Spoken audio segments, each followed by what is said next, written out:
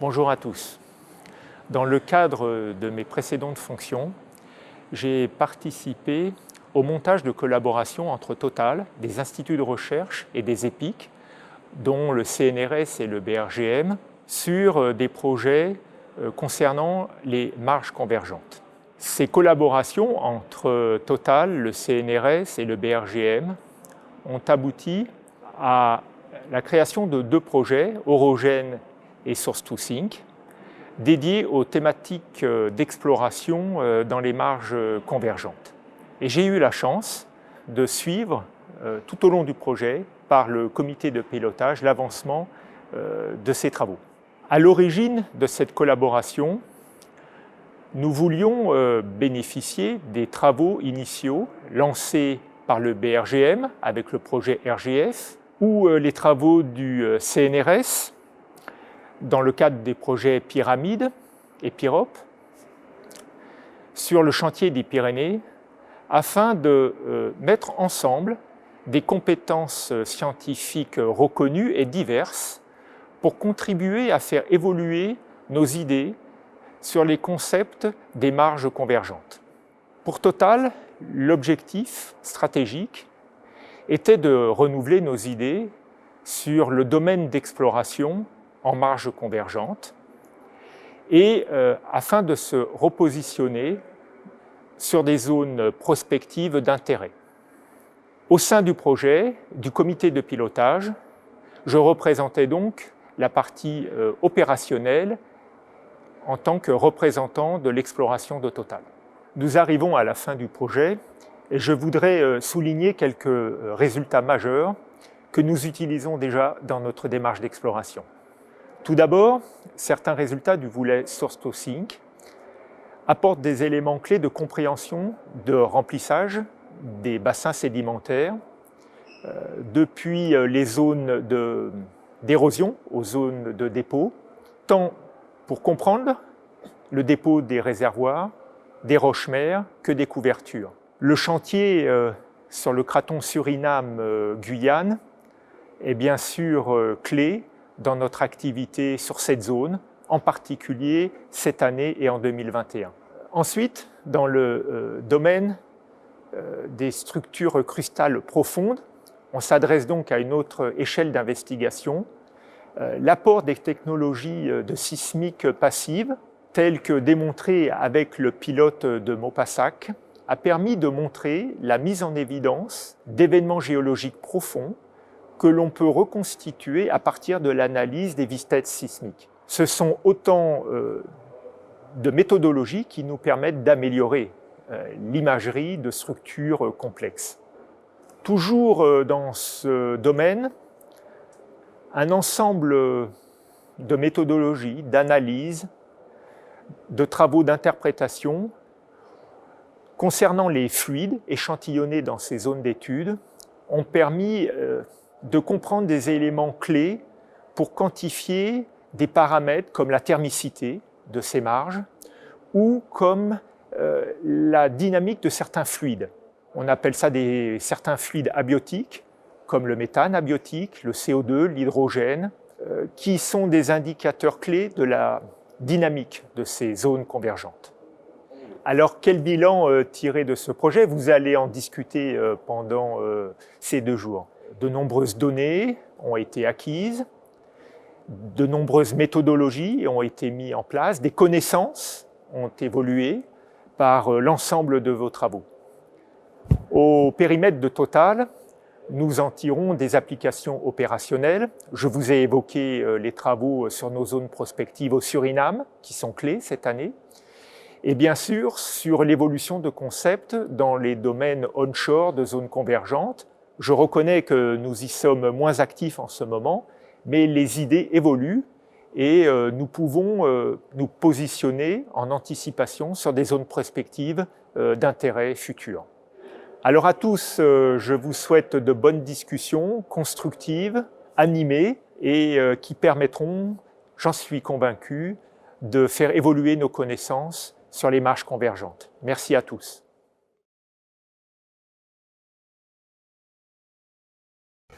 Dear colleagues, my name is Stéphane Guillot. As I am the official representative of the French Research Agency, I will continue my talk in French. Je suis directeur adjoint scientifique à l'Institut national des sciences de l'univers, en charge du domaine Terre solide. Ce domaine comprend 20 laboratoires sous tutelle CNRS et une quinzaine d'observatoires en France métropolitaine et outre-mer. En 2015, à la réunion des sciences de la Terre, organisée à Pau, Sylvain Calassou avait évoqué l'idée d'un programme commun entre le CNRS et Total, combinant observation de terrain, géophysique haute résolution, géochimie au sens large et modélisation. La cible Pyrénées apparaissait alors comme une évidence. L'ANR Pyrop, regroupant 5 laboratoires de recherche en France, se terminait avec de nouvelles données sur la ménagerie des Pyrénées, tandis que l'ANR Pyramide avait comme partenaire 3 laboratoires CNRS, Total, le BRGM et IFPEN, donnait à voir ses premiers résultats sur la migration des fluides dans un contexte d'inversion du rift et le rôle des processus de difformation dans les Pyrénées. En parallèle, le projet RGF Pyrénées, initié en 2013 et porté par le BRGM avec une dizaine de laboratoires universitaires, commençait à produire les premiers résultats sur la cartographie multiméthode de cet orogène.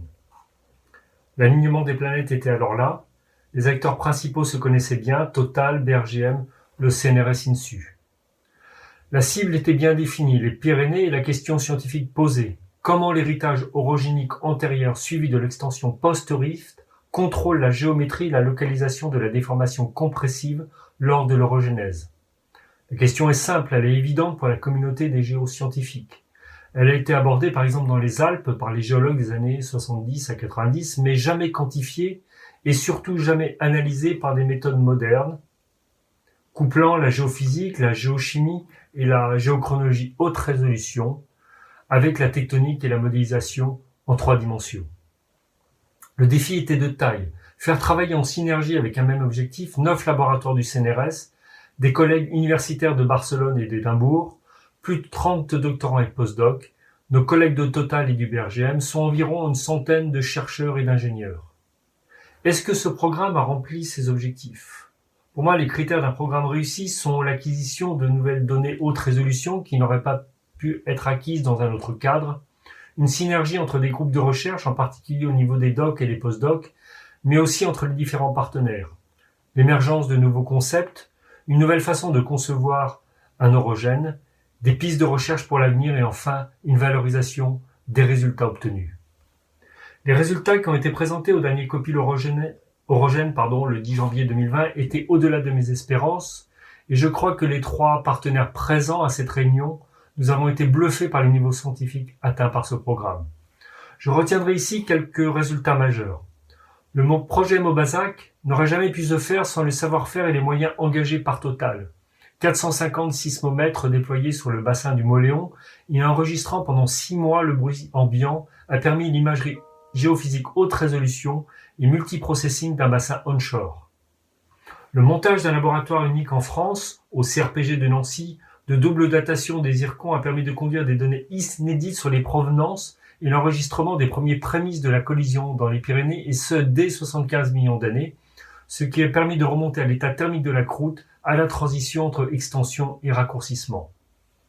Je retiendrai également l'intégration des données de surface couplées aux données sismiques dans un modèle 3D qui permet non seulement de visualiser en 3 dimensions la géométrie des dépôts de centres de dépôt lors de l'extension crétacée et ainsi retracer précisément la géométrie des dépôts-centres.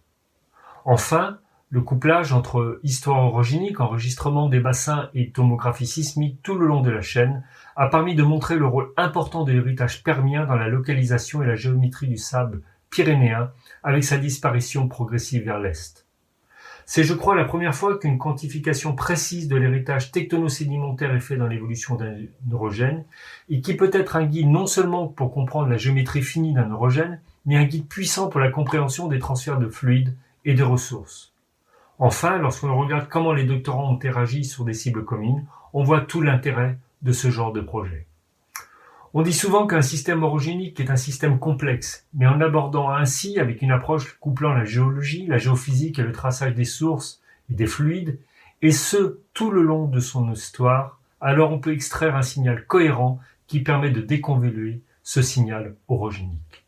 Les objectifs sont donc atteints. une meilleure compréhension d'un système complexe, une autre façon de travailler en synergie, la formation de doctorants et de postdocs qui, j'en suis assuré, ont acquis une forte expérience qui leur permettra d'être compétitifs sur le marché du travail, que ce soit dans le milieu académique ou dans le monde industriel. Plus généralement, une collaboration fructueuse et efficace entre nos trois institutions qui montre que bien que l'académique a à apprendre de l'industriel et vice-versa, et puis des résultats qui sont déjà valorisés au travers de communications, de publications en cours et à venir. Je voudrais remercier ici vivement nos chefs de projet, Sylvain Calassou, Emmanuel Mazzini, Isabelle Tinon et Olivier Vidal, qui ont fait que ce programme a été mené de façon professionnelle et à son terme. Enfin, il faut se tourner vers l'avenir. Total fait évoluer sa stratégie de groupe, le BRGM évolue avec une nouvelle direction de la recherche, l'INSU se réinvente au travers de ses prospectives. Je reste convaincu que nous continuerons à travailler ensemble sur de nouveaux projets innovants où les talents français actuels et à venir puissent s'exprimer au nom de la connaissance scientifique. Je vous remercie pour votre attention. Bonjour à toutes et à tous. En tant que directeur scientifique du BRGM, j'ai eu le privilège de suivre les travaux débutés en 2016, réalisés dans le cadre du projet Convergence avec Total, auquel s'est adjoint le CNRS pour le volet Eurogène. Nous voici au terme de ce projet, auquel le BRGM a consacré des ressources importantes, plus de 42 personnes an. Le BRGM, service géologique national, mais aussi organisme de recherche, s'est engagé à construire avec la communauté académique le RGF, référentiel géologique de la France.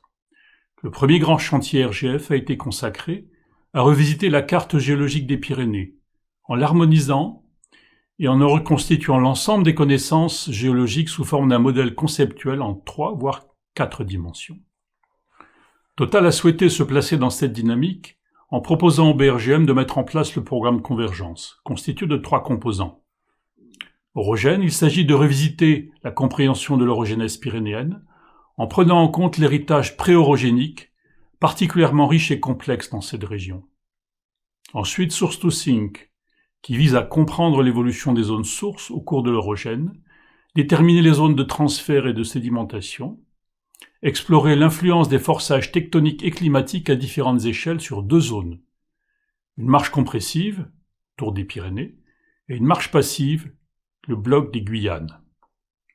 Et enfin Cerise, qui vise à comprendre la dynamique de circulation de fluides dans un contexte eurogénique, avec un focus sur les contributions mantéliques, et ce à partir de l'étude détaillée de 22 eaux thermales circulant le long d'accidents profonds au nord des Pyrénées. Quel est le bilan scientifique de Convergence en général, mais pour le BRGM en particulier? Tout d'abord une moisson de résultats scientifiques exceptionnels, valorisés par de nombreuses thèses et plusieurs dizaines de publications dans des revues à fort impact. Ensuite la mise au point, puis la validation d'outils et de méthodes, très rapidement capitalisés pour les projets finalisés de Total. Ainsi, les résultats de Source to Think sur le bloc guyanais ont permis d'accélérer le développement d'un projet au Suriname. Toujours dans Source to Think, une formulation étendue des diagrammes de Wheeler, d'ailleurs on va peut-être les appeler un jour les diagrammes de Calassou, a permis une meilleure mise en contexte structural et temporel, notamment le rôle d'un bassin de transfert qui devient à son tour une source. Eurogène, en explorant plus d'un cycle de Wilson et demi, a permis de passer d'une représentation en 2D cylindrique d'une dynamique eurogénique à une vraie représentation en 3D 4D, mettant en évidence l'hyperamincissement de bassins crétacés préservés, directement superposés à du manteau lithosphérique. Le BRGM s'est particulièrement impliqué dans la compréhension de ce bassin de Mauléon et du bassin d'Adour-Mirande, qui ont été clés pour comprendre le rôle de l'héritage et quantifier l'impact de la thermicité. De part et d'autre de la chaîne, le BRGM a porté son attention sur le bassin de Parentis, du côté du domaine mature du golfe de Gascogne, mais aussi sur l'évolution post-eurogénique de l'extrémité orientale, illustrant par là la transition entre la phase de collision et la phase de rifting liguro-provençal. Ces projets ont fait progresser la thermométrie Raman sur la matière organique développée au BRGM, mais aussi la datation absolue des surfaces d'érosion. Enfin, l'ensemble des données issues de toutes les composantes a vocation à être soigneusement bancarisées dans un SIG en cours de finalisation. Dans le cas du projet Cerise, les analyses utopiques des gaz prélevés dans les fluides ont mis en évidence des signatures très inhabituelles.